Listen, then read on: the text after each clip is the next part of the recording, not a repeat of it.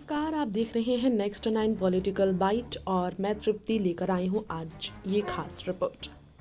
जी हाँ, एक राष्ट्र एक चुनाव को लेकर पक्ष विपक्ष के बीच जोरदार हंगामे पिछले दिनों संसद भवन में देखने को मिले थे। इसे पारित करने को लेकर जहां सरकार काफी ज्यादा व्याकुल नजर आई, वहीं विपक्ष में बौखलाहट थी।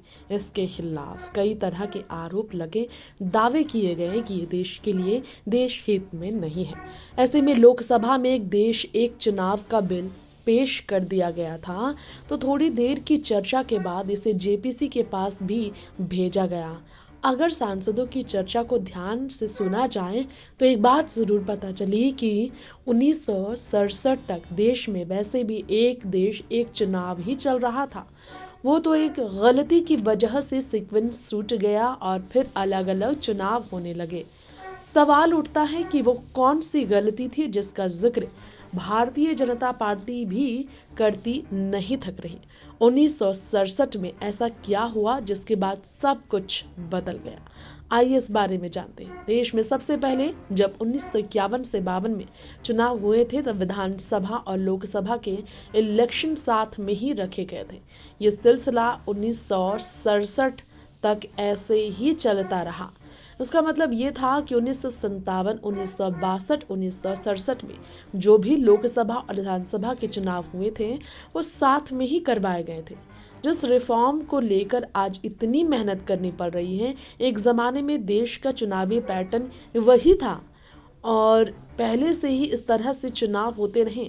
भारत देश के लिए ये कुछ नया नहीं, आज के लोगों के लिए ज़रूर नया है। चलिए इस बीच ये भी बात कर लेते हैं कि एक अपवाद 1959 में ज़रूर देखने को मिला था, क्योंकि तब इंदिरा गांधी ने केरल की चुनी हुई सरकार को भंग कर दिया था। उसी एक कदम की वजह से 1960 में दोबारा केरल में विधानसभा चुनाव करवाने पड़े थे। और समझने वाली बात यह है कि 1960 में केरल में विधानसभा चुनाव हो चुके थे। इस कारण 1962 में जब फिर लोकसभा चुनाव आए तो केरल में उस समय इलेक्शन नहीं हो सका। आज़ादी के शुरुआती सालों में केरल एक ऐसा राज्य रहा जहां पर सियासी उथल पुथल सबसे ज़्यादा देखने को मिली थी। एक रिपोर्ट में दावा किया गया यही कारण है कि 1964 में केरल में एक बार फिर राष्ट्रपति शासन लग गया था। फिर 1965 में चुनाव वहां कराने पड़े। उस चुनाव के बाद वहां कोई चुनी हुई सरकार नहीं बनी, बल्कि राष्ट्रपति का ही शासन जारी रहा। इसके बाद 1967 में जब लोकसभा के चुनाव करवाए गए तब केरल को फिर साथ में ले लिया गया, यानी कि एक देश एक चुनाव फिर देखने को मिला। अब आप समझिए आगे की बातें। जी हाँ, आपको बताना चाहेंगे हमारी इस रिपोर्ट में कैसे आखिरी साल था वो जब हिंदुस्तान में एक देश एक चुनाव साकार होता हुआ देखा गया था, क्योंकि उसके बाद राजनीतिक महत्वाकांक्षाएं, सियासी मजबूरियों ने ऐसे समीकरण बदले कि समय से पहले सरकारें गिरने लगी और वक्त बदलता चला गया। इसकी शुरुआत 1968 में हुई जब इंदिरा गांधी ने उत्तर प्रदेश के मुख्यमंत्री चौधरी चरण सिंह को बर्खास्त करने का कर दिया था काम। गेम चेंजिंग फैसला प्रधानमंत्री उस वक्त इंदिरा गांधी ने लिए और तभी से चुनाव के डेट बदलते चले गए और एक साथ चुनाव मुमकिन नहीं हो पाया। अब जब यूपी में तो राष्ट्रपति शासन लगा ही कुछ ही महीनों बाद पंजाब में भी इसी तरह से सरकार भंग कर दी गई। फिर पश्चिम बंगाल में भी यही पैटर्न देखने को मिला और विधानसभा भंग हो गई।